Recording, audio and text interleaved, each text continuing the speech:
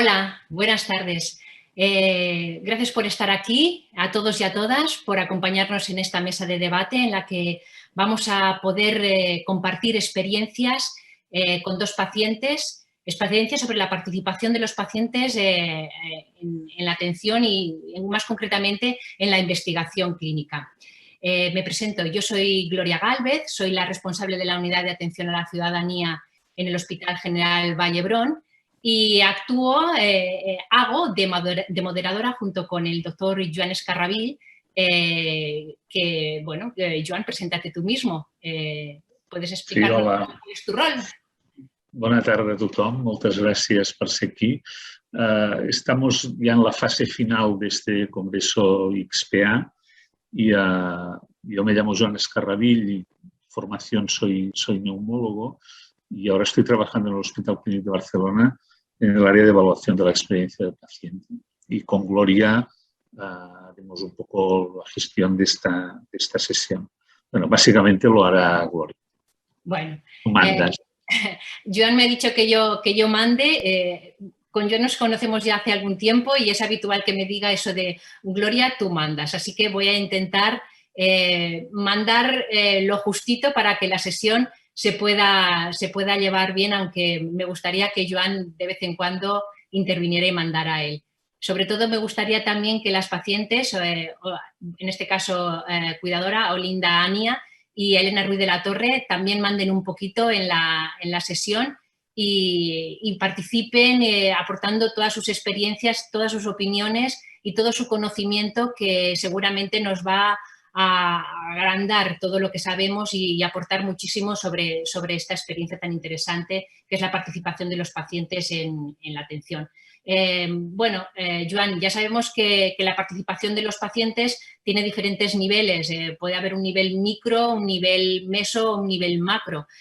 Sabemos que el nivel micro, como son las decisiones compartidas, o el nivel meso, como es el modelo de atención centrada en la persona, tiene resultados, tiene un impacto en los resultados en salud y eso lo conocemos, hay evidencia con todas las publicaciones y toda la literatura que se ha publicado al respecto. Lo que no estamos tan seguros o no conocemos tanto son datos sobre la participación de los pacientes a nivel más macro, a nivel político, en la cual, bueno, son los pacientes, la ciudadanía, los que deciden en qué se invierten los recursos económicos para las diferentes políticas sanitarias. Joan, ¿tú cómo lo ves esto? ¿Tú crees que realmente hay estos tres niveles de participación y que están tan divididos o no? ¿Está un poco más mezclado y no hay tanta división? Yo creo que aquí es un tema complejo, ¿no? Primero, si hablamos de niveles de participación, yo creo que podemos matizar bastante y un poco todo el mundo participa en todos, pero no todo es lo mismo, ¿no? Estaría una participación muy micro, que es las decisiones que me afectan a mí como paciente. Estaría esto a un nivel meso, que aquí podríamos matizar, ¿no? No es lo mismo participar en el diseño de las obras de un hospital que participar en la mejora de un proceso asistencial. No es exactamente lo mismo. Y habría que preguntarse si realmente la ciudadanía o los pacientes participan en la gobernanza de las instituciones. Quizá Olinda esto nos lo podrá hablar más. Y hay otro nivel que sería participación en políticas de salud o incluso en políticas de investigación. Aquí, para poder hablar de esto, me parece muy importante que cada persona o institución diga de una manera explícita desde qué punto de vista analiza la participación. Porque si yo la analizo como clínico, como médico, creo que puedo hablar de la participación en las decisiones compartidas, que puedo hablar de mejoras de procesos asistenciales, pero no estoy seguro, no tengo por qué poder hablar de políticas de salud o de investigación, ¿no? Si yo soy un hospital y me pongo el gorro de hospital, puedo hablar algo de decisiones compartidas porque yo puedo hablar mucho del meso y un poquito del macro, ¿no? Y si soy el departamento de salud, esto yo creo que es muy importante. Yo diga, ¿desde qué perspectiva lo analizo usted? Porque incluso yo sin ser cínico, pero puedo decir, yo estoy en un centro de salud, en un hospital, las políticas de salud, yo intervengo muy poco, esto es otro nivel. Esto sería el segundo elemento.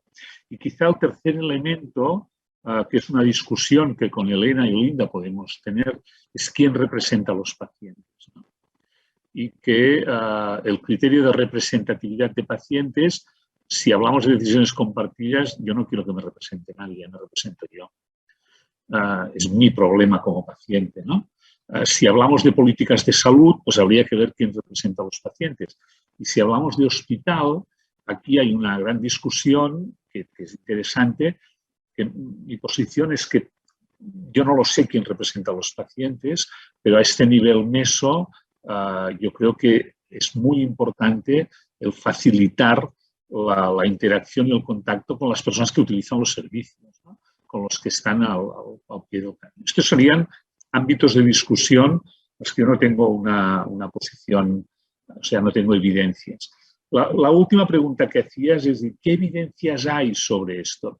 Mi idea, y en una primera fase me importa poco, en el sentido de que yo creo que primero es una posición ideológica. ¿Cómo quiero tratar a los pacientes? Y esto no es evidencia, es ideología. Y aquí tenemos que decidir cómo queremos tratar a los pacientes. Y aquí habrá gente que dirá, no, yo quiero un modelo muy paternalista, yo soy el que sé y ya está. Esto es ideológico y es una manera de decir, de una manera explícita, y tampoco es rígido. Que en una situación aguda en urgencias el modelo paternalista seguramente es muy útil, ¿no? Porque el paciente lo que espera es que le ayudes a resolver un problema. Cuando tienes que operarte en frío, aquí aún discutirían, ¿no? Por lo tanto, cuando yo digo esto de la posición ideológica no me refiero a un búnker o a una trinchera que solo es así, ¿eh? Pero el primer paso es este. Y efectivamente tienes toda la razón que el segundo paso es que tenemos que estar seguros que todo esto que hacemos mejora los resultados en salud. Y los mejora desde tres aspectos. Un aspecto que es el de la seguridad clínica, otro aspecto que es el de la efectividad y otro aspecto es el de la experiencia del paciente. Y los tres tenemos que buscar. Este sería un poco, no sé, intentando contestar a tu pregunta, mi posición sobre esto. Está muy bien, Joan, para iniciar el debate. La realidad es que la participación ciudadana tiene grandes oportunidades, presenta grandes oportunidades, pero también nos presenta grandes retos en el siglo XXI. Retos como el desequilibrio de poder que hay en la atención, en la asistencia sanitaria, que también se traslada a la participación ciudadana. La falta de voluntad para compartir ese poder a la hora de ejercer la participación y la insuficiencia de medios humanos y financieros para hacer efectiva la participación. Estos retos, junto a otros, como pueden ser la dificultad para encontrar la representatividad que exprese las opiniones colectivas, y algo que nos preocupa mucho tanto a Joan como a mí y sobre todo a los pacientes, es el hecho de la instrumentalización que puede haber de los pacientes a la hora de pedirles que participen. Y, por supuesto, por último, también es otro concepto que creo que es interesante introducir y que hemos de tener en cuenta en el debate, que es el ejercicio de presión por parte de los grupos de poder a la hora de que los pacientes participen en todos los temas de salud. Bien, si te parece, Joan, vamos a comenzar presentando a Olinda y a Elena Ruiz de la Torre. Empezamos con Olinda. Olinda, si quieres, preséntate tú misma. Inicio un poco para introducirte. Ya digo a nuestros oyentes, a los que están conectados, que Olinda participa en la Comisión de Participación de Usuarios y Pacientes del Hospital Clínic, una comisión que creo que ha iniciado su andadura en el año 2017. Y, bueno, un poco que nos expliques, Olinda, de qué se trata y cuál es tu experiencia en ello. Buenas tardes a todos, a todas las personas que nos están siguiendo. En primer lugar, quisiera agradecer al comité organizador, en especial al Hospital Clínic, y también a los moderadores de esta mesa, Gloria y a Joan, haberme invitado a participar en esta mesa y a compartir con todos vosotros pues, la experiencia, en mi caso, la experiencia de la Comisión de Participación y Usuarios del Clínico. Primero inicio mi presentación. Yo aquí el rol que tengo es actúo como miembro de esta comisión de participación y usuarios y pacientes del clínico, de la que formo parte como familiar de paciente. En cuanto a mi perfil académico y profesional, mi formación es de Derecho, soy licenciada en Derecho y trabajo en la Generalitat de Cataluña desde hace muchísimos años y fundamentalmente mi experiencia profesional se ha desarrollado en el Departamento de Salud en diferentes organismos, siempre en el ámbito de la planificación de profesiones sanitarias y ordenación de profesiones sanitarias. Uno de los proyectos en los que me siento más orgullosa de haber podido participar es en la elaboración del libro blanco de las profesiones sanitarias y en una investigación cualitativa también sobre percepción de la ciudadanía en relación a los profesionales sanitarios. Desde el 2014 estoy en otro ámbito de conocimiento, en el ámbito de administración y función pública y actualmente muy centrada en temas relacionados con políticas de integridad y de buen gobierno. Hasta aquí mi presentación personal y profesional y paso ya a la presentación. Gloria. Sí, sí, adelante, adelante. Venga. Como he comentado, actúo como hoy mi participación aquí es como miembro de esta comisión de participación de usuarios y pacientes del clínico y quizás para encuadrar qué es esta comisión, como ha comentado Gloria, esta comisión se crea en el año 2017 por acuerdo del Consejo de Gobierno del Hospital Clínico. Es un proyecto transversal, es una apuesta importantísima que hace el Consejo de Gobierno del Clínico dentro del plan estratégico que se aprueba en esa institución 2016-2020. ¿Cómo funciona la comisión? Funcionamos con reuniones trimestrales y tenemos naturaleza consultiva. ¿Quién forma parte de esta comisión? Pues forma parte todo el comité de dirección, al frente del cual su director general, el doctor Campistol, y formamos como pacientes y usuarios 6 personas que no representamos sin ánimo de representar a nadie, no tenemos representatividad.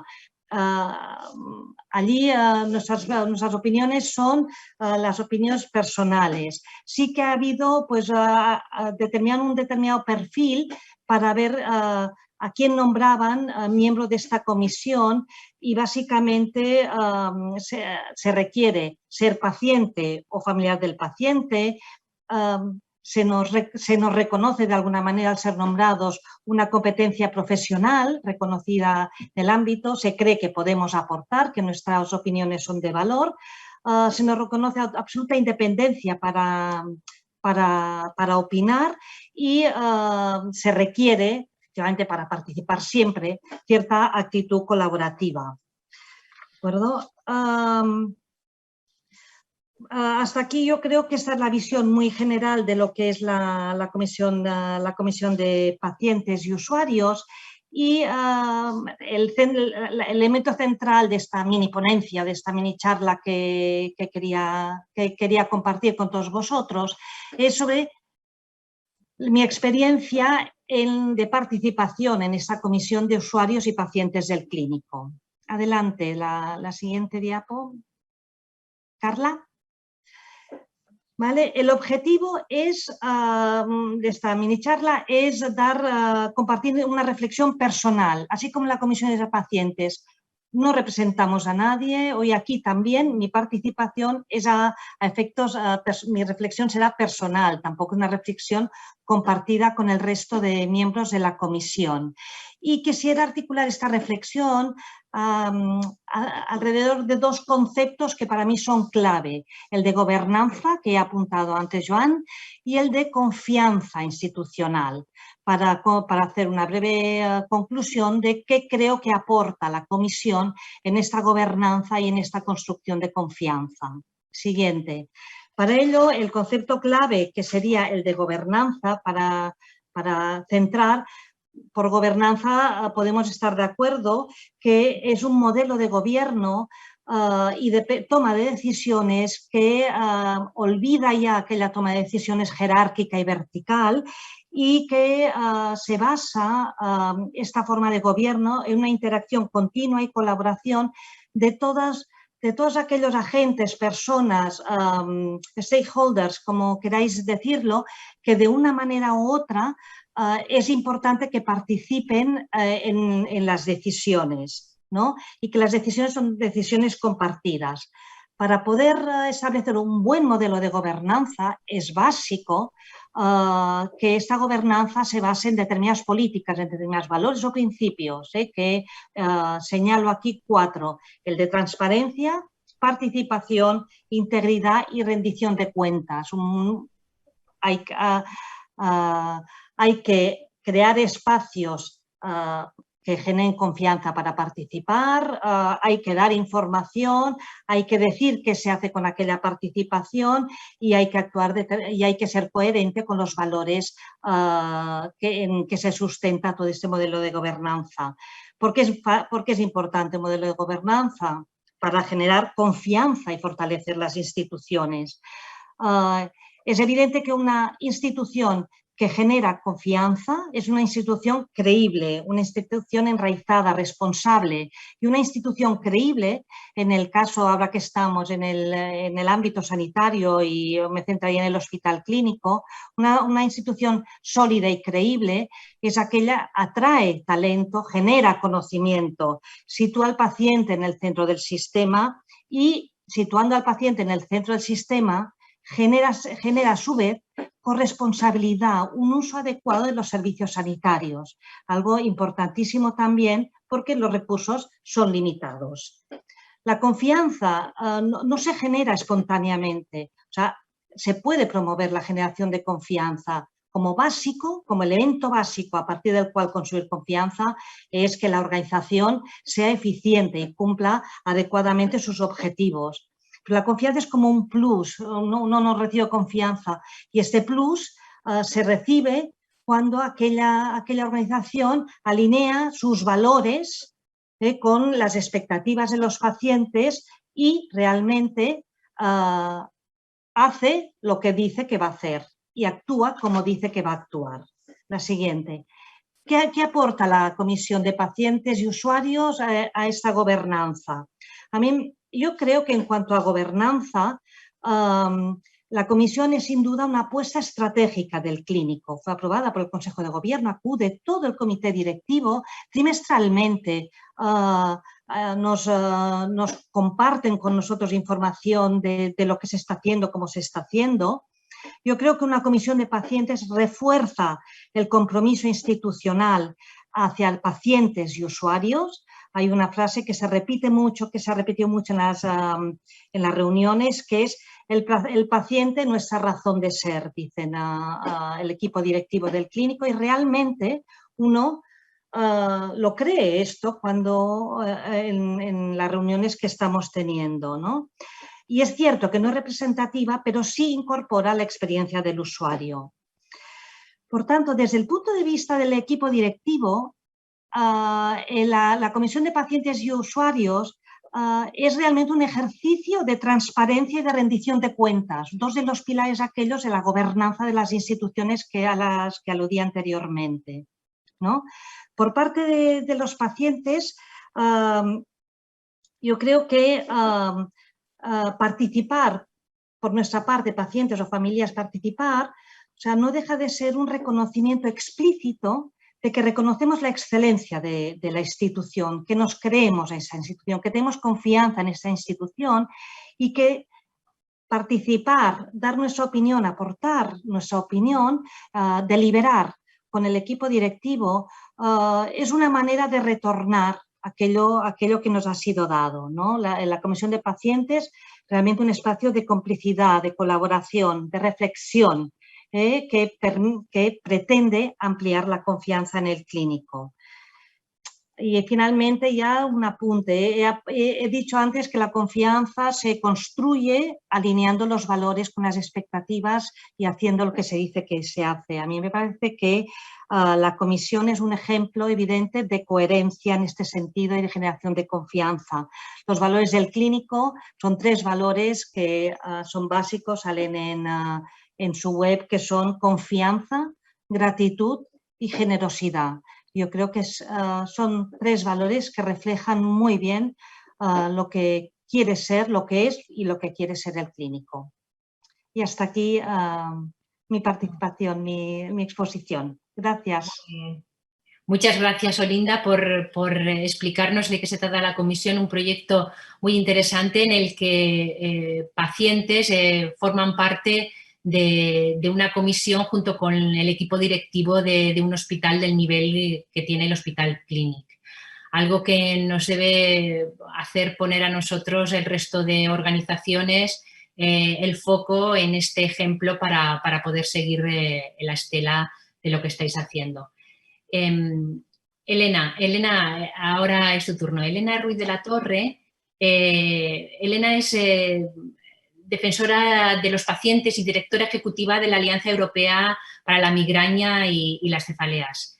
Elena es una defensora incansable y apasionada de las personas con cefalea en su día a día y en su lugar de trabajo. Elena, por favor, preséntate tú misma y explícanos este proyecto, esta alianza europea, de qué se trata, qué es lo que trabajáis, qué es lo que hacéis. Muchísimas gracias, Gloria. Muchísimas gracias a la organización por invitarnos, por invitar a los pacientes y sobre todo por crear esta mesa de debate alrededor de los pacientes, contando con los pacientes. Yo empecé en el año 2005, un neurólogo, voy a contar así muy brevemente, un neurólogo me pidió que abriera la Asociación Española de Pacientes con Cefalea y me prometió en el momento que no tendría nada que hacer, que esto era muy sencillo, que simplemente de vez en cuando atendía el teléfono a alguna persona y esto era todo lo que tendría que hacer en el futuro, pero sin embargo que hacía falta porque otros países en Europa tenían estas organizaciones que en España no existía sobre esta enfermedad, ¿no? Y para hacerlo muy resumido, 3 años después tuve que cerrar mi empresa, tuve que dejar de trabajar en el resto de los trabajos que estaba haciendo y colaboraciones. Yo es verdad que soy una persona muy activa, como bien has dicho, y tuve que dedicarme exclusivamente a la defensa y la advocacy, que nunca sé cómo traducirlo, de los pacientes con migraña y con otro tipo de cefaleas, como la cefalea en racimos o la neuralgia del trigémino, etcétera. Empecé en España fundando la Asociación Española, pasé después a Europa y me nombraron presidenta europea hace 5 años y después hemos evolucionado y he pasado a directora ejecutiva en este momento.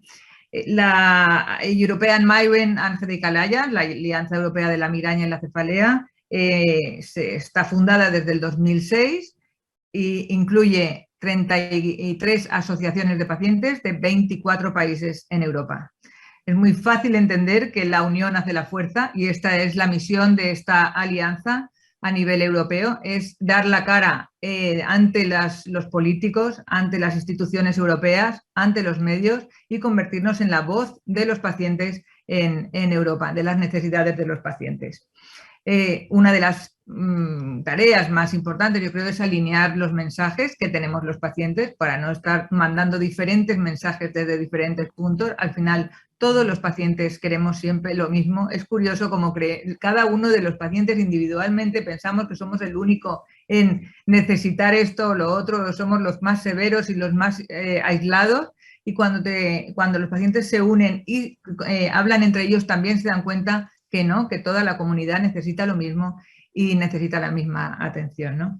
Desde entonces estamos en Europa dando la cara en todas las instituciones y participamos en mesas en comités ejecutivos de, por ejemplo, la Sociedad Internacional de Cefaleas, que son los neurólogos del mundo. Estamos sentados en la mesa en el comité ejecutivo.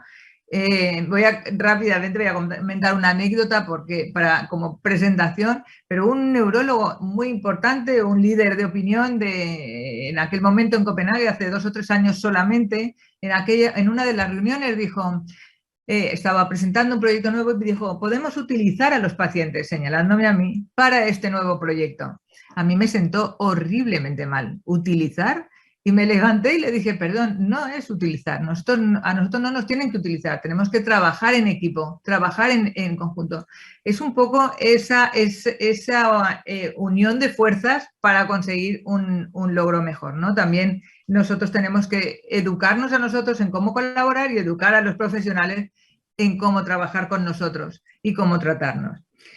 También estamos en la Federación Europea de la Cefalea, en la Academia Europea de la Neurología o el Consejo del Cerebro, el Consejo Europeo del Cerebro, en multitud de instituciones donde siempre alzamos la voz de los pacientes. Elena, explícanos un poquito, ya que no tenemos tu presentación, pero explícanos un poquito qué proyectos son los que tenéis en marcha, pues para la concienciación de la enfermedad, para la divulgación y para la investigación científica. Bueno, tenemos muchísimos proyectos yo los he dividido en estos 3 grupos porque creo que, como la ponencia era sobre investigación, nosotros participamos en varios tipos de investigación. Una es la investigación poblacional, en los que queremos saber qué le pasa a la población afectada, en los que queremos añadir datos sobre esto. En estos tenemos, pues ahí, hemos publicado incluso junto con los especialistas muchos papers ya en cuanto al impacto que tienen las enfermedades en el mundo, al impacto que tienen en el propio paciente, al coste que tienen las enfermedades.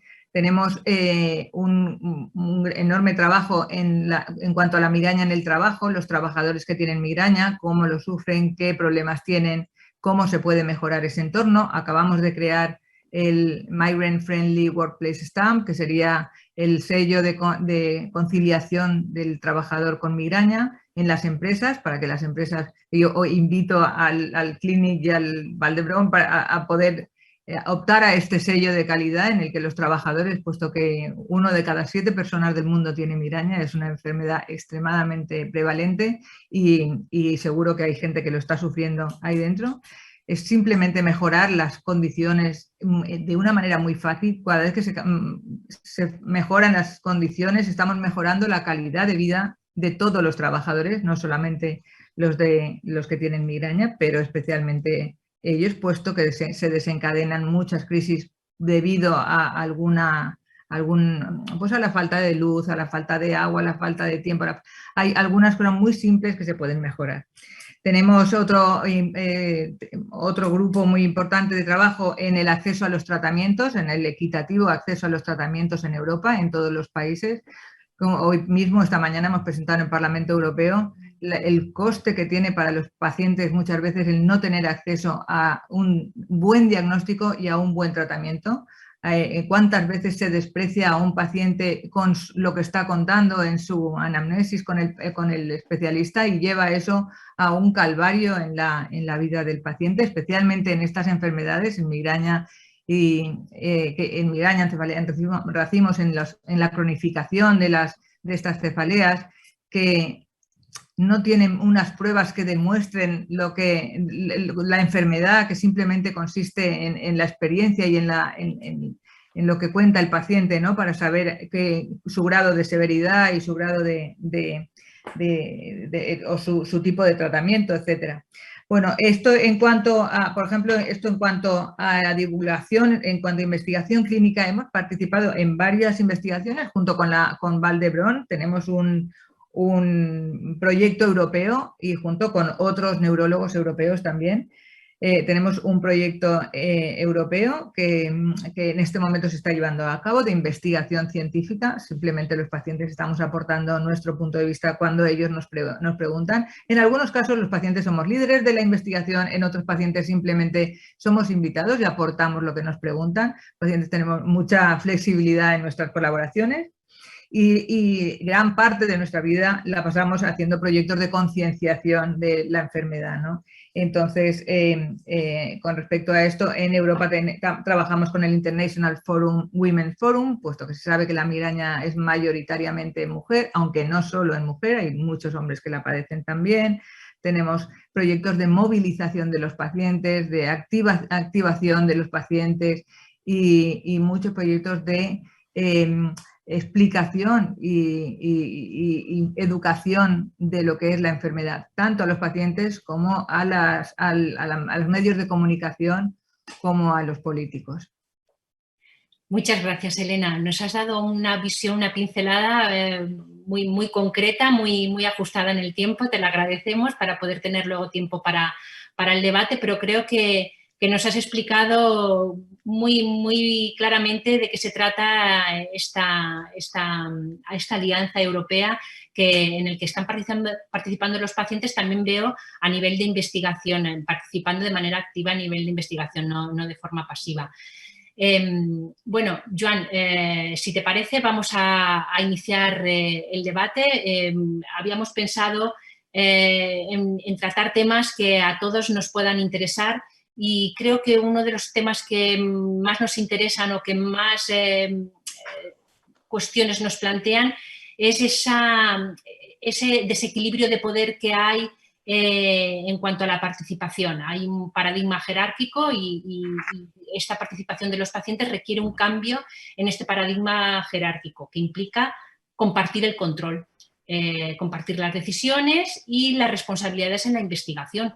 Por tanto, Joan, ¿cómo introducirías el tema de la participación y este desequilibrio de poder en cuanto a los pacientes y los profesionales en la participación en investigación?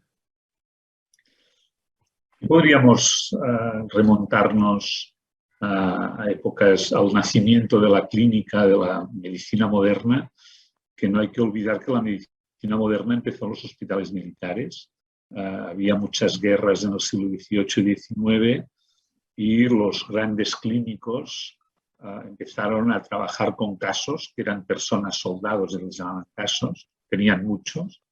Los soldados son en general disciplinados, no tienen pudor, no les importa desnudarse en público y son muy obedientes, ¿no? Y por lo tanto, este es el origen de la clínica. La clínica empieza de esta manera y hay algunos cambios a lo largo del siglo XIX. Hay mucha sensibilidad para interesarse por el paciente, pero sin el paciente. Es un interés honesto, es un interés lícito, pero que esta mochila del soldado no nos la hemos quitado. Hay una asimetría por esta relación de poder, una asimetría porque uno está enfermo y otro no, por lo tanto está en condición más vulnerable. Y todo esto nos ha llevado a un marco conceptual en el que la calidad de la atención la hemos evaluado, pues Don Abella ha hablado de la estructura, el proceso y el resultado, Cochrane de la efectividad, luego la seguridad clínica, todo esto con buena intención para mejorar la calidad. Pero son ejemplos de todo para el paciente, pero sin el paciente. Y por lo tanto, hace 10, 12 años, el cambio de paradigma se produce un poco cuando introducimos la idea de valor, ¿no? Y cuando introducimos la idea de valor, ¿quién define el valor? Es el que recibe el servicio, no el que lo presta, ¿no? Es lo mismo que una pintura, ¿quién dice si te gusta o no? Es tú, el que observa, no el que pinta. Otra cosa es el mercado y lo que cueste, lo que pague, pero a mí me gusta esta pintura de Miró, me gusta otra, me gusta un Picasso, no sé qué, ¿no? Este es el cambio. Por lo tanto, aquí, más que hablar de poder como de una maldad, yo quiero ser un poco benévolo y preguntar más de qué barreras hay para romper esta estructura de poder, ¿no? ¿Qué barreras o qué deberíamos hacer para mitigar esta asimetría? Y aquí no sé, Olinda o Elena, cómo lo veis, ¿no? Pero a mí me da la impresión de que hay un tema educativo, un tema de background muy alejado y pienso que es un problema de paciencia y perseverancia, ¿no? Elena. Creo que hay que tomar decisiones. Que muchas veces hablamos de que el paciente está en el centro del sistema, que el paciente necesita estar implicado, pero quien tiene, en el momento que se está hablando de esto, quien tiene la decisión, tiene que tomar la decisión y simplemente es llamar al representante de pacientes y que cumpla con los requisitos que son necesarios para que represente a los pacientes en la investigación o en el proyecto del que se está hablando, ¿no? Yo veo que estamos perdiendo ya ese ejemplo paternalista anterior de que el médico era el que tomaba las decisiones y el paciente es el pobre necesitado, entre otras cosas porque pacientes somos todos y si no lo seremos. Todo el mundo va a querer y quiere un buen servicio y una buena atención y todos queremos dejar un mejor futuro a nuestras siguientes generaciones, ¿no? O sea, creo que no hay nadie en este momento que no esté alineado en que hay que construir un mejor futuro y los pacientes estamos añadiendo valor, entiendo, a esta construcción del futuro. Entonces, yo para mí creo que la decisión simplemente es un hecho de tomar la decisión de invitar al paciente y mi experiencia es en que en muchísimas investigaciones, incluso clínicas como el MIGAP o algunas de las investigaciones europeas, la decisión la toma un neurólogo en concreto o un grupo de neurólogos que dice incluyamos a los pacientes, se nos llama y nosotros participamos. Sí, yo desde el punto de vista teórico estoy absolutamente de acuerdo, ¿eh? Quizá lo que podríamos hablar un poco más es de la palabra de representan a los pacientes, ¿no? Aquí podríamos discutir de quién representa a los pacientes y podríamos discutir esto a distintos niveles, ¿no? A nivel europeo, a nivel de política, a nivel de hospital. Me cuesta relativamente poco a nivel europeo de política, los lobbies pues representan a los pacientes, me cuesta mucho más a nivel de hospital. Olinda. Sí, gracias. A ver, volviendo al tema de la asimetría, yo creo que la relación paciente-profesional, en términos de conocimiento técnico, siempre será asimétrica, ¿no? La asimetría tiene que ser reduciendo por la escucha mutua, ¿no?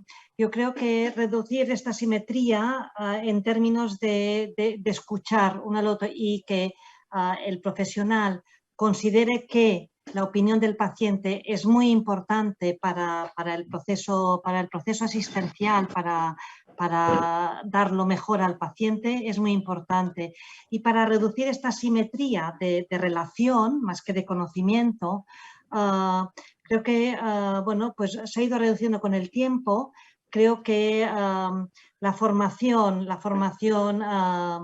médica debería tener un componente humanista muy importante, de saber reconocer al otro, de saber escuchar activamente lo que la persona que tiene enfrente, que desconoce lo que tiene, que no intenta competir en términos de conocimiento técnico, conocimiento sanitario, pero sí que intenta saber, entender lo que le están diciendo y poder dar su opinión sobre sus preferencias, ¿no? Creo que esto es muy importante. Un paciente no participa, no dará su opinión si el profesional sanitario no le invita a dar su opinión, no ve una actitud de escucha. Entonces, a mí me parece que formación humanista muy importante, más allá de la técnica, que esa por supuesto se da por sentada, y formación también ciudadana, también los ciudadanos, los pacientes, los usuarios hemos de aprender a participar y a exigir, entre comillas, ser escuchados, porque a veces también la simetría uno se siente pequeño y cree que lo que va a decir tampoco es importante. Sí, cualquier cosa que diga un paciente es importante. Yo creo que añade valor a la relación y puede Yo creo mejorar la relación. que en esta línea que dices, Olinda, que comparto, los médicos seguramente cometemos el error, o podemos cometer el error, de establecer las reglas del juego de la participación en un ámbito que no toca. Me refiero a que toca poco la participación en temas muy técnicos, pero sí en el impacto que tienen estas técnicas sobre el paciente, y en esto sí que es experto el paciente. Y que los pacientes en general pueden opinar que este tipo de técnicas tienen este impacto y estas tienen otro. Y no discutes la bondad o maldad de la técnica, pero lo que sí que sabe el paciente es de cómo le afecta en su vida, qué cambios le produce y qué limitaciones le provoca un procedimiento determinado, ¿no? Yo, simplificando mucho, digo, a lo mejor los pacientes no saben lo que quieren, pero saben lo que no les gusta. Y esto es absolutamente cierto, ¿no? Nosotros, los ciudadanos, como ciudadanos, en un montón de cosas no sabemos lo mejor o peor, pero tenemos una idea muy clara de qué inconvenientes tiene una cosa u otra. Y a lo mejor este cambio de chip, de entender el impacto de las decisiones, más que las decisiones en sí, este es un elemento que solo puede decir el paciente, que no lo podemos de prever nosotros, ¿no? Y entras en un proceso discursivo un poco distinto, ¿no? Y no puedes parapetarte en la técnica, porque la técnica solo es una parte de este problema. La otra parte es qué impacto tiene lo que tú haces, ¿no? Y aquí está un tema de formación, un tema de hábitos, yo creo que de insistir. Y como decía Elena, al final hay que tomar decisiones, ¿no? Y que también estoy totalmente de acuerdo. Yo no sé cómo se hacen la mayor parte de cosas, pero hay que hacer cosas, ¿no? Para corregir y para adaptarnos. Los profesionales habitualmente utilizamos excusas para poder justificar esa detención, tener en nuestras manos ese poder que nos hace ser superiores y que, bueno, mantenernos esa superioridad en los momentos en los que los pacientes es cuando deberían decidir. Una forma, creo que utilizamos y que hacemos para mantener esa superioridad es no dejar hablar al paciente. El paciente, en el momento en el que puede hablar y que puede explicar sus puntos de vista, les cortamos el discurso y ahí es donde ejercemos ese poder de superioridad por encima del paciente, en el que, como dice Joan, el paciente se queda pues como pequeño y no se atreve a opinar pensando pues lo que realmente ocurre en muchas ocasiones, que el profesional no le va a dejar hablar o le va a cortar el discurso. No deja de ser, perdona, no deja de ser un ejercicio de superioridad y también de defensivo. Es mucho más cómodo que el paciente no opine que no que opine. Sí, sí. Yo quería añadir también que existen porque antes Joan ha hablado de quién representa a los pacientes. Bueno, existen las asociaciones de pacientes de cada una de las enfermedades que representan a esa enfermedad y a esos pacientes y que a la vez tienen una herramienta muy poderosa que es el número de pacientes a los que llegan para preguntar información que se necesite para saber el impacto. Por ejemplo, si queremos preguntar nosotros ahora el impacto que tiene el acceso a los tratamientos o no, hemos hecho una encuesta y hemos preguntado a 4.000 pacientes y no es mi opinión individual, sino que es la opinión de todos los pacientes que yo llevo atrás. Es cierto también que se necesita pacientes expertos para tener sentados en una mesa de un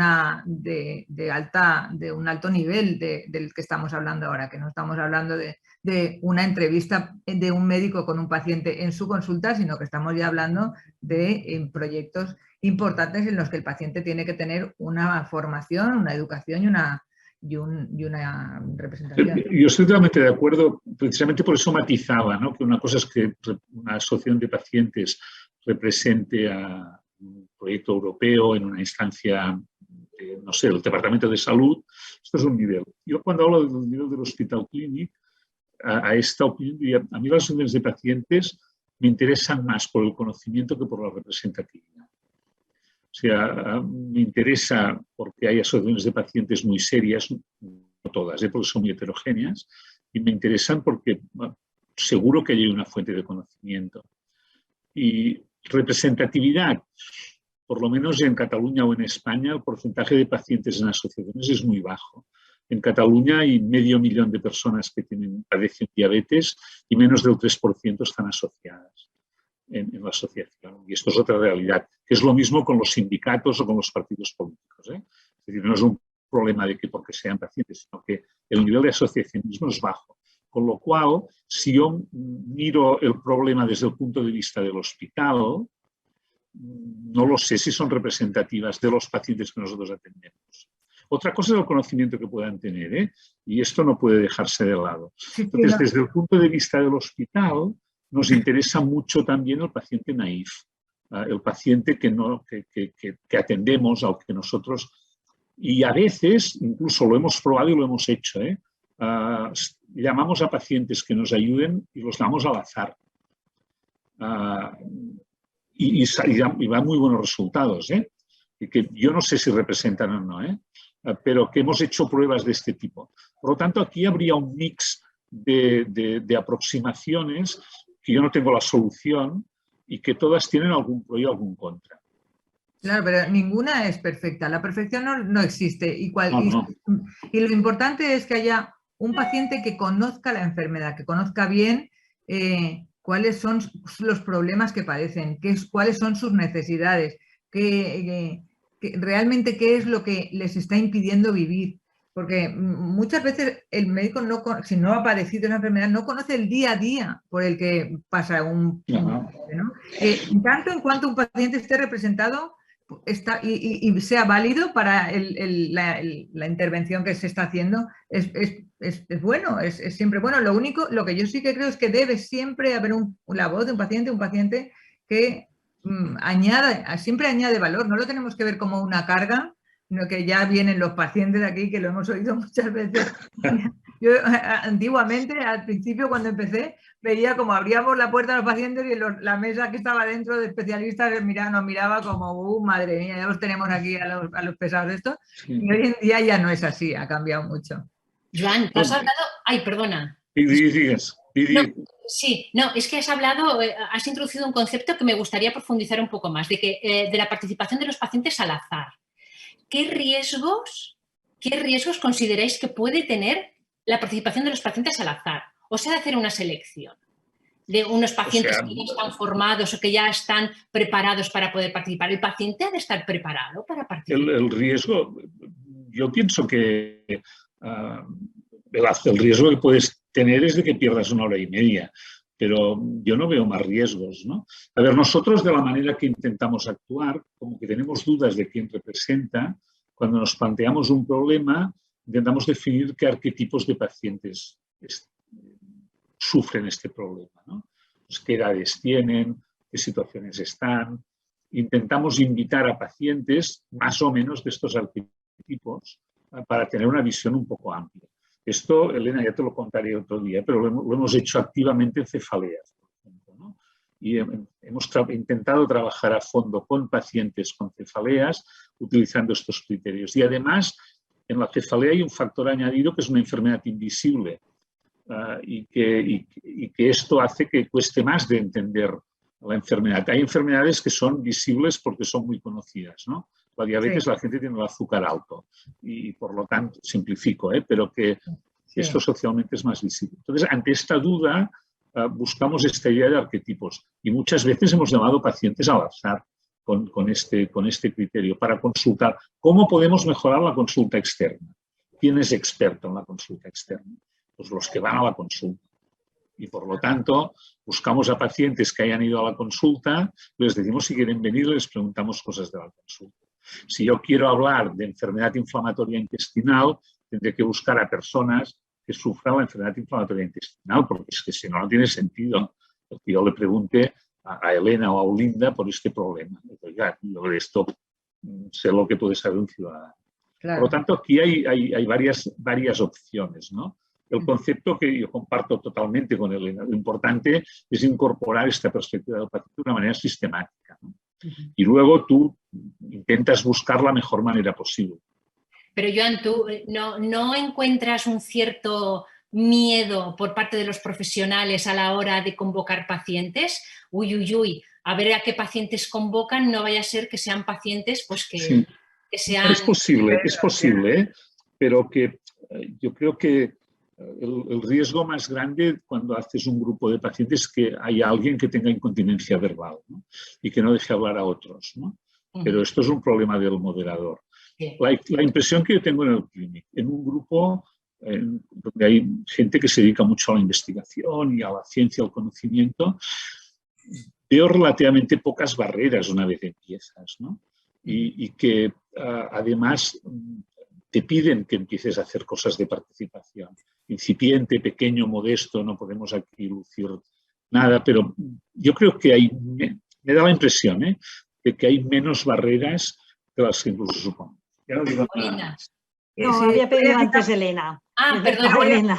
Voy a decir una cosa muy rápida con lo que has dicho, Joan. Y nosotros los pacientes también tenemos que elegir con qué profesional queremos trabajar cada vez que abrimos un proyecto nuevo. Nosotros siempre contamos con profesionales científicos o expertos en ciencia en los que participen con todos nuestros proyectos de pacientes, ¿no? y que den veracidad y rigor científico a todos nuestros proyectos. Y también tenemos que elegir bien qué neurólogo en mi caso o qué otro especialista, pero qué neurólogo va a participar, va a ayudarnos y tal. Y nos encontramos con el mismo problema, que no todos los neurólogos son iguales, no todos los neurólogos están trabajando solo y exclusivamente por el paciente. Nos hemos encontrado en muchos casos con otras situaciones, neurólogos que tienen otros intereses y también nos cuesta un poco. Yo creo que es cuestión de ir construyendo poco a poco, vas detectando las personas que te pueden ayudar y las que no, y te vas construyendo un equipo de gente, pero contando siempre unos con los otros. Sí, un matiz, Olinda, un segundo. Creo que aquí hay un aspecto muy importante que quizá no, para lo que comentaba Gloria, lo que comentabas ahora tú, Elena, no es tan importante como in vitro tal, sino dejar espacio para el disidente. Yo creo que cuando intentamos abordar problemas, entender que la disidencia existe hay que dejarle espacio. Olinda.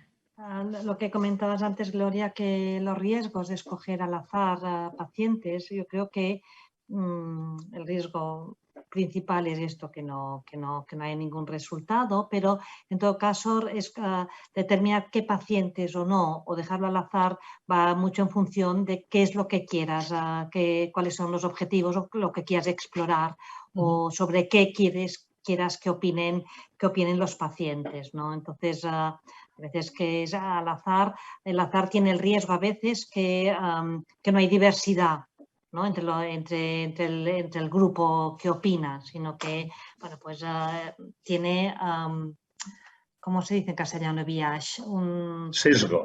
Un sesgo de opinión, si no hay diversidad en el grupo. Respecto al miedo de los profesionales a oír la voz de los pacientes, yo creo que aquí hay una labor muy importante de sensibilizar, de difundir buenas prácticas y ver cómo la incorporación de la visión del paciente impacta en la mejora de los procesos asistenciales o de la organización de los servicios, ¿no? Es el miedo a participar, a que participen, a que alguien diga algo que no quieres oír, es evidente, pero es una resistencia que yo creo que que se puede ir menguando o disminuyendo, ¿no? a través de estas buenas prácticas. Joan. Sí, Gloria, tenemos preguntas de la audiencia y Santiago García Tornel le pregunta a Elena si cree que las redes sociales y el acceso a la información han mitigado esta asimetría entre médico y paciente. Bueno, las redes sociales, gracias por esta pregunta, las redes sociales son una herramienta que, como todos sabemos, puede ser buena o mala según el uso que se haga de ella, ¿no? Nos hemos encontrado nosotros alguna vez grupos de pacientes que entre ellos se recomiendan unos tratamientos u otros. Hemos tenido que cerrar esos grupos de pacientes en las redes sociales, puesto que eso por nada del mundo se debe permitir. Pero creo que sí, que las redes sociales lo que han hecho es dar voz a los pacientes, a los grupos de pacientes y al paciente individual en esos grupos. Y no creo que sea tanto que los ha equiparado a los profesionales, sino que les ha permitido y les da voz para ellos mismos desahogarse y hablar de las necesidades que tienen y dar voz a la enfermedad. También quería decir antes, yo con lo que has dicho tú, que los pacientes no llevamos tantos años como los especialistas en el mundo de la medicina, ¿no? En el mundo o en los hospitales o en eso. A los pacientes se les ha invitado a participar en este tipo de investigaciones o de proyectos desde hace muy poquito. Por lo tanto, los pacientes todavía necesitamos aprender en muchas ocasiones qué es lo que se busca de nosotros. Muchas veces dice que venga un paciente y que hable de su enfermedad. Un paciente que a lo mejor no le has dejado hablar de su enfermedad nunca, le das el micrófono y podemos estar hablando 3 días o 3 semanas de nuestra enfermedad. Si tú le dices concretamente esto es para este objetivo y lo que queremos saber es concretamente esto, ya te llamaremos otro día para que nos cuentes otro aspecto. Es un poco educar también al paciente a cómo participar y nosotros también al especialista a cómo podemos ayudarles o cómo nos pueden ayudar a ellos a nosotros. Claro, porque hablamos mucho de la educación que tienen que recibir los pacientes a la hora de poder participar, de que se les ha de formar, etcétera. Pero entiendo que también los profesionales tenemos que estar formados para participar con los pacientes, no solamente los pacientes. Nosotros no sabemos tampoco participar con vosotros en todos estos grupos de discusión. Necesitamos formación, es así, ¿no? Linda, Elena. Sí, estoy al principio cuando hablábamos de la asimetría, lo he apuntado, ¿no? Se necesita formación más humanista de saber escuchar, de saber formación en participación. Es un tema muy cultural también, de tanto ciudadanía o pacientes como profesionales. Yo creo que sí, que se necesitan muchas acciones de sensibilización y de formación en este sentido. Sí, Sofía Malagón en las preguntas incide un poco con lo que decía Olinda ahora y que hay un punto que es que hay una asimetría porque una persona de las dos es más vulnerable por razón de la enfermedad, ¿no? Por lo tanto, hay un ejercicio de por lo menos intentar mitigar esta asimetría, pero que esto existe. Existe en el sentido de que la situación clínica hace que uno de los partners de esta conversación esté un poco en condiciones de inferioridad. No creo que tengamos tiempo de discutirlo, pero Sofía Malagón también pregunta por qué esta comisión de clínica no se elige por sufragio. Esto sería muy complicado, pero que es un tema que ya podríamos discutirlo, de cómo se constituyen. Sí, tenemos 5 minutos más, nos dicen, o sea que podemos alargar 5 minutos más la mesa, que creo que está despertando interés, entonces vamos a aprovecharlo. Joan, ¿tienes alguna pregunta más del público? No, ahora mismo no, lo miro y os lo digo. Yo creo que una cosa que quería añadir a la contestación de Santiago de las redes sociales y con respecto a lo que habéis dicho después, cuando un paciente escribe en redes sociales está en un buen momento, está fuerte, no está, por ejemplo, en el caso de una migraña, no está en una crisis de migraña y es cuando puede expresar lo que necesita. O sea que las redes sociales también nos dan una oportunidad de poder expresarnos libremente cuando queramos, no necesariamente en la visita del médico o en un momento que te encuentras mal, ¿no? O sea, creo que las redes sociales son buenas, sí que solo que hay que tener mucho cuidado con lo que se dice en ellas. Y nosotros encontramos muchísimo eco en las redes sociales y es una manera grandísima de difundir proyectos, actividades y de movilizar a la sociedad. Y también quiero añadir una cosa muy importante, creo que no hablaba, es que muchas veces se consigue incluso aprobar un medicamento, tenemos el ejemplo de la hepatitis C hace unos años, por una movilización de los pacientes o por una solicitud de los pacientes. Luego los pacientes tenemos un rol muy importante en solicitar qué es lo que necesitamos y plantarnos hasta que se consigue, ¿no? Y si la gente no lo sabe, a lo mejor los políticos no lo saben, a lo mejor el hospital ni siquiera sabe qué es lo que un paciente está necesitando si el paciente no lo dice. No se han puesto rampas en las aceras o en los hospitales o de acceso hasta que los pacientes afectados dijeron que es que no pueden subir las escaleras con una silla de ruedas o con unas muletas, ¿no? Creo que hay en muchos aspectos en los que la voz del paciente ha sido fundamental también. Bueno. No, ninguna duda, totalmente de acuerdo. Esto un poco viene a cuento de que el que tiene que tomar decisiones en todos los niveles tiene que tomar decisiones complejas y si no integra todas las opiniones y todos los puntos de vista se va a equivocar, ¿no? Al margen de quién la toma y del presupuesto y de lo que sea. Por lo tanto, yo aquí absolutamente de acuerdo. Cuando hablamos de esto de medicamentos, de aprobar y de investigación, creo que habría 2 o 3 niveles distintos. Yo no sé cómo lo veis Elena o Linda. yo creo que hay un nivel de participación en un proyecto, pero hay una fase previa de establecer prioridades, que es lo que se investiga, y luego hay una fase de rendición de cuentas, ¿no?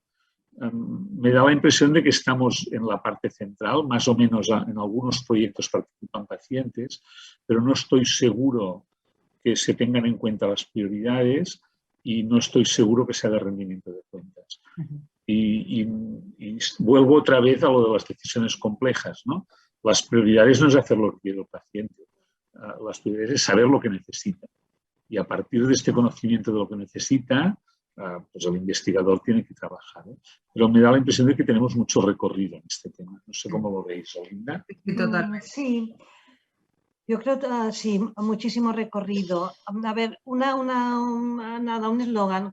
Cuando hablamos de participación, siempre la participación conlleva una rendición de cuentas. A quien participa has de decirle qué has hecho con su participación, o sea, qué ha aportado el que esta persona participara, porque si no rindes cuenta después de los resultados de esta participación, lo que estás haciendo es desincentivar la participación de futuro.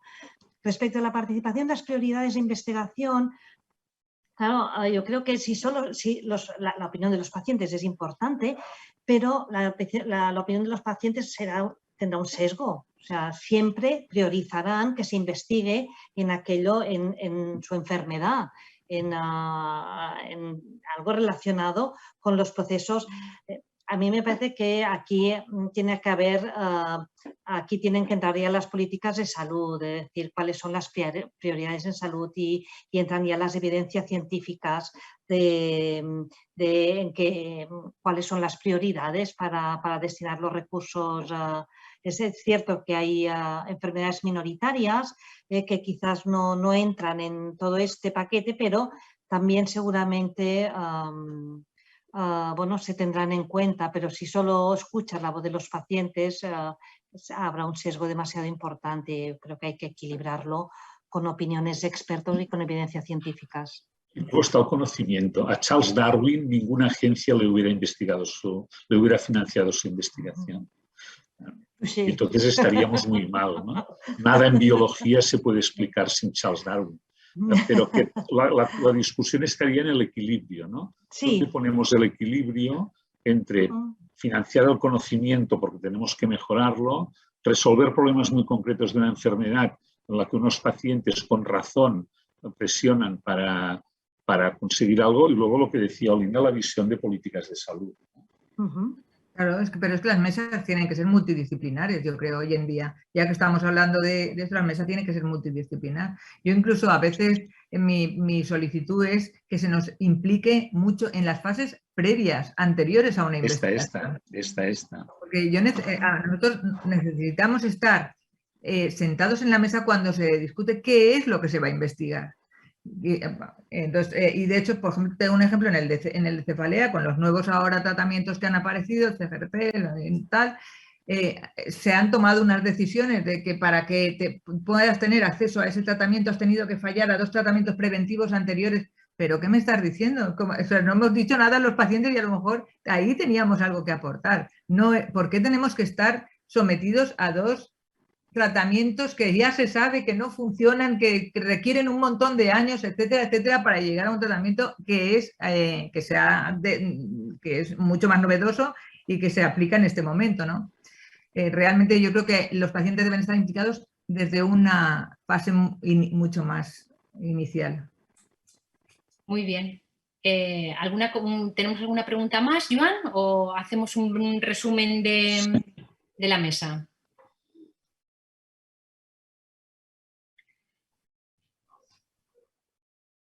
Sí, bueno, yo creo que ya lo ha contestado Elena. Federica Risi preguntaba sobre cómo pueden participar los pacientes en la priorización. Es la última pregunta que teníamos. Y Elena ya lo ha dicho, empezando desde el principio, ¿no? Siendo muy precoz. Ya no tengo más preguntas. Yo creo que esta paciente lo pregunta como ella, que ella le gustaría participar. Pues yo creo que ella, lo más importante en este momento y hoy en día, tal y como está diseñado el sistema, es acudiendo a la asociación de pacientes y diciendo que ella quiere participar activamente en una investigación. O a su especialista, a su médico, que sabe qué investigaciones están en marcha y diciéndoselo abiertamente. No hay que tener miedo, los pacientes no tienen que tener miedo a hablar abiertamente de lo que quieren porque no pasa nada. El especialista también es una persona y los pacientes somos humanos, somos personas normales y hablamos con normalidad. Entendemos también las causas, lo que se nos diga. Una última cosa, porque estamos hablando que los pacientes deben participar desde el inicio, desde las fases previas, pero yo voy a avanzar y ya para finalizar, en la fase última, en la diseminación de resultados. ¿Cómo pensáis que deberían hacerse la diseminación de resultados? ¿Cómo se está haciendo ahora en revistas científicas que muchas veces son de acceso cerrado o en congresos científicos? O ya que los pacientes hemos participado o habéis participado, pues deberían hacerse pues, en casas de barri, en cafés de la ciencia, en sesiones pues, en escuelas, no sé. ¿Debería ser una diseminación de resultados un poco más al alcance de toda la población, ya que es la población la que participa? Sí, sí. Creo que sí. Nosotros en el hospital, una de las experiencias más bonitas que he vivido en esto de rendimiento de cuentas fue en el Instituto de Neurociencias, el Servicio de Psiquiatría convocó a los pacientes que habían participado en ensayos clínicos en los últimos 10 años y les contó los resultados de los ensayos en los que habían participado. Y dijeron, oiga, pues usted tenía trastorno bipolar, hicimos un estudio sobre este fármaco, el otro, y usted participó. Ah, hola, Antonio, ¿qué tal? ¿No? Es decir, era el mundo real, ¿eh? Esto fue de un impacto, a mí me impactó mucho, ¿no? Porque incluso el agradecimiento de los pacientes a los profesionales, esto fue muy, muy importante, ¿no? Porque es los pacientes estaban contentos y dirían, gracias por haberme informado, yo participé con mucho gusto, pero hay muchas formas de hacer este rendimiento de cuentas, ¿no? Yo creo que debemos explorarlas, pero esta en concreto a mí me pareció de un valor realmente muy, muy alto por este motivo, ¿no? Porque era muy sencillo de hacer, no es complicado, y es decir, oiga, yo le voy a dar las gracias porque usted ha participado y le explico para qué ha servido, ¿no? Sí, sí, importantísimo. Muchísimo, sí, cierto. Y ahí tienes un ejemplo de cómo lo percibe el paciente, incluso más, ¿no? Nosotros publicamos también. Parece que no. Bueno, censura. Vamos cerrando ya porque se nos acaba el tiempo. Ha sido una conversación muy interesante, muy enriquecedora. Yo he aprendido muchísimo con vosotros. Con Joan siempre aprendo. Yo he tenido la oportunidad de aprender contigo, Linda, y contigo, Elena. Muchas gracias. Yo me quedo con un par de ideas. Igualmente, ha sido un placer. Si me permitís. Disculpa, Olinda. Digo, no, igualmente que ha sido un placer. Sí, yo algunas ideas que he recogido y que si nos deja el tiempo intento resumirlas. Para mí es muy interesante el concepto que habéis introducido de no utilizar a los pacientes. Vamos a utilizar a los pacientes, decía Elena. No, a los pacientes no se les utiliza. Los pacientes trabajan en equipo con nosotros, con los profesionales. Y esta es la idea que tenemos que incorporar para que realmente la participación de los pacientes sea efectiva. Para reducir la asimetría de poder, formación en conceptos humanísticos y en temas humanísticos por parte de los profesionales. Creo que, como ha dicho Linda, a partir de esta formación de los profesionales se romperá una de esas barreras que hay para que haya una participación efectiva de los pacientes en la investigación. Y bueno, los profesionales pueden elegir o no, debería ser una elección al azar, pero los pacientes también tienen la opción de poder elegir a los profesionales que colaboran con ellos, tal como ha dicho Elena, y que me parece muy adecuada esa observación. En cuanto a las redes sociales, a raíz de una de las intervenciones de un espectador nuestro, pues es un tema muy interesante que ha introducido y sobre el cual podríamos debatir también un largo rato, ¿no? Sobre cómo las redes sociales han mitigado ese desequilibrio de poder y cómo están dando voz a los pacientes y la oportunidad de poder expresarse libremente. Se consigue aprobar medicamentos muchas veces por necesidades de los pacientes, como ha dicho Elena, y bueno, la participación como frase final, yo creo que nos deberíamos quedar, o a mí me gustaría quedarme con que la participación conlleva un verdadero rendimiento de cuentas hacia los pacientes. Joan, Me parece que nos echan.